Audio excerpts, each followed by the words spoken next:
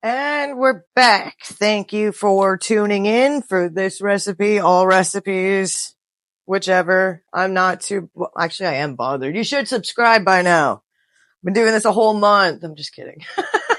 Just kidding. Okay, so I decided this time to maybe show maybe some of the craziness to, what is it? The method to my madness, for when I cook. If you've watched any of my videos, I use a lot of little containers like this, little bowls. If I prep this really far ahead, I'll use Tupperware because like I'll cut up the onion or pepper or whatever, put it in the Tupperware and toss it in the fridge until I need it. But I just thought this might be fun and, you know, maybe this can be a fun habit that you start to do at home because it does make things, a lot more organized. It's just, I don't know. It's just easier, especially when you're doing a recipe that bangs off really fast and you're like, oh no, I forgot this. And you just, sometimes it's all it takes is the turn of your back and your food's burnt. So, why not? So today's, it's kind of like a Mexican bake, but it's not a full bake. It'll be a lot done in the frying pan and then the frying pan thrown into the oven. So obviously use an oven safe pan. If you don't have one though, don't worry. I've done these types of recipes a million times. Just use my frying pan on the stove and then just put it into a casserole dish for the oven. The only thing is you might have to adjust your time by a few minutes because I think the whole point is the fact that the pan's hot. Right? So you like never stop the cooking process. If you put it into a casserole dish, you're kind of pausing for a second because that casserole dish is usually like room temp. So, just so you know, what am I doing?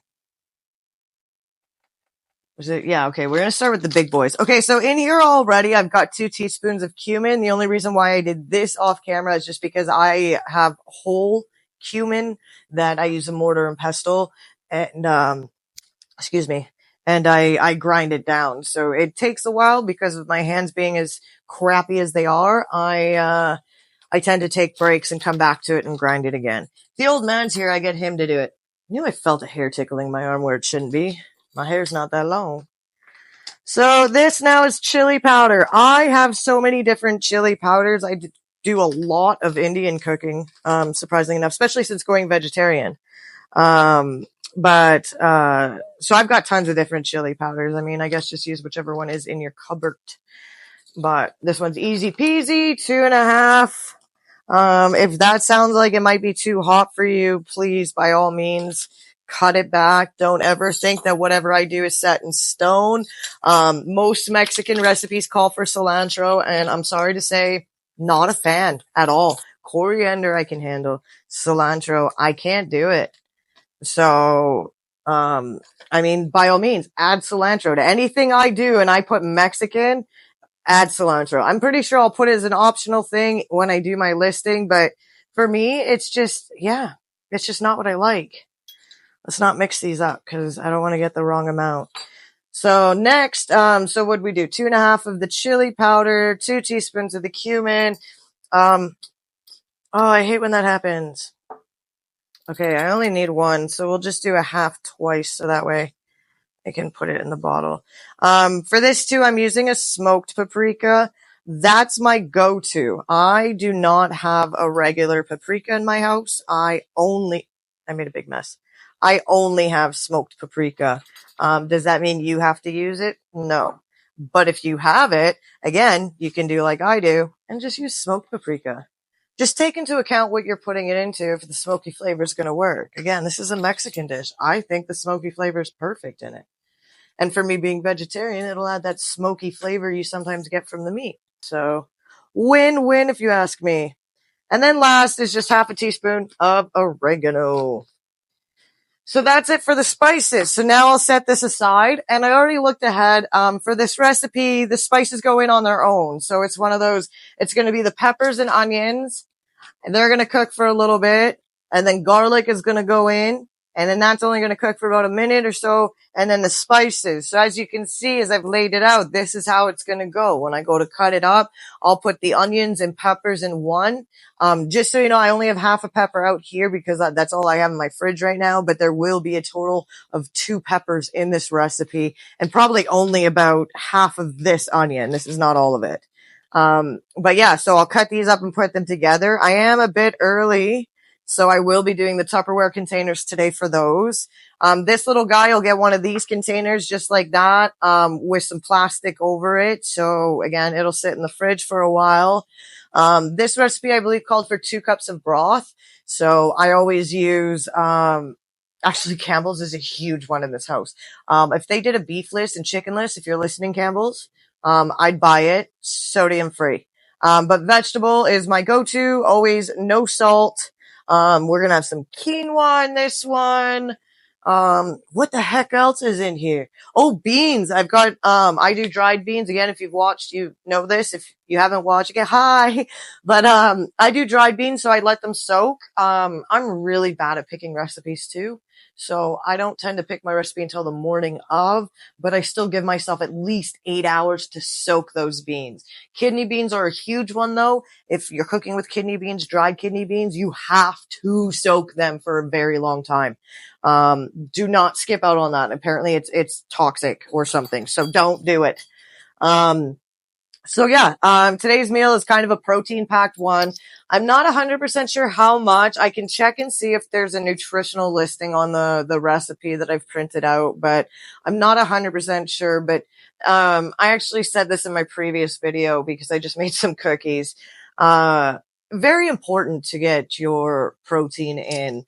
I keep saying, it's very important to get your protein in when you're vegetarian. Just as important as when you're vegan, I would assume, because vegans have even more of a strict diet. I still get a lot of protein from eggs, and dairy products, which is great.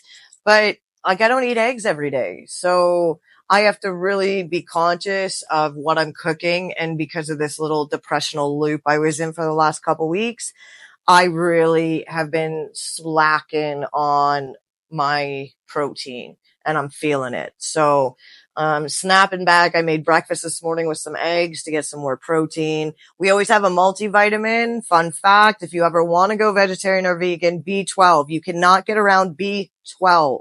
It is in meat and meat only.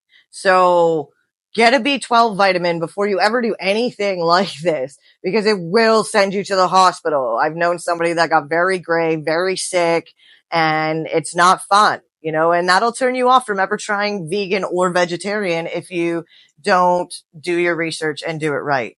So today's meal is a protein packed meal to help me feel better. And yeah, I really hope it does, because I'm feeling like crap. So I don't know. I would say let me tidy up. I don't have anything to tidy up. It's pretty clean in here. I like to keep it clean and organized. I think what I'll do is I'll just probably chop these guys up, mince this guy, get them in the fridge, and then that'll be it until we get, until I think I get to the stove. I think there's a few more items I still have to do. Shredded cheese, big thing for Mexican food. They like the cheese. I like my cheese. Again, good source of protein. So there's a few things that, I'll probably still do before we throw this all together. And I'll show you my layout and how I cook all the time, not just on camera, all the time. It's a good system. Yeah, that's it. That's all I got. We're back. So different angle of the kitchen. I just wanted to show you guys, like I said, the method to my madness. So, I've chopped up, the rest of the peppers because I got the rest that I needed. So there's a total of 2 in there. I've got my garlic, my spice. These 3 all go in together. It's 2 cups of broth, 1 cup of quinoa, and then 2 cups of salsa, which I'll just pour into this cup whenever I dump it. And then these 3 go together. It's 1 cup of frozen corn, 3 cups of spinach or rocket, which is also arugula, and half a cup of the cheese, because the rest of it will go on top of the pan for when we go to put it in the oven. And I don't think I mentioned, but you can eat this as is with tortillas, like chips or like soft wraps, doesn't matter. So I'll get the camera set up over here with the frying pan. It's not one of my green pans, but this one I know can go in the oven and I'm not scared about it. So this will be the pan we use. I just want to add in that in this back pot, we've got our beans. It would be, I guess, a total of what a can's worth is. I did half a cup of dried beans, and that will be going in the last stage with the corn, cheese, and the spinach or rocket.